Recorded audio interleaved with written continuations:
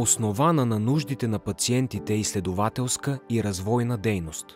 Знаете ли, че развитието на изследователската и развойната дейност е необходимо да бъде основано на нуждите на пациентите с рядка болест? За да се случи това е нужно да се осигури подкрепа за европейското междусекторно сътрудничество в изследванията на редките болести, по-специално в рамките на партньорството за редки болести на Horizon Europe.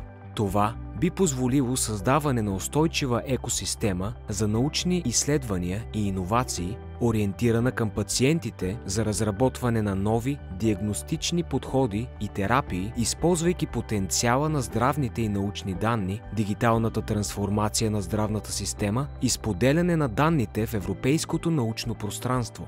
Да се инвестира в инфраструктура за напредък в изследванията, водени от нуждите на пациентите, като засилване на изследователския капацитет на експертните центрове чрез участието им в европейски референтни мрежи, включително за провеждане на клинични изследвания и изпитвания.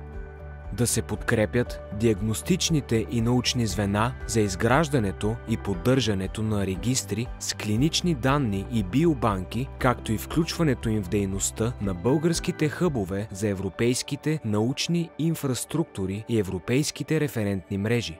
Ние, гражданските организации на хората с редки болести, излагаме исканията си в манифест, в който настояваме за спазване на европейските ценности за равенство и солидарност и на основното право в Европейски съюз за закрила на здравето и призоваваме политиците и институциите за неотложно действие за редките. С пълния текст на манифеста може да се запознаете на страницата на инициативата.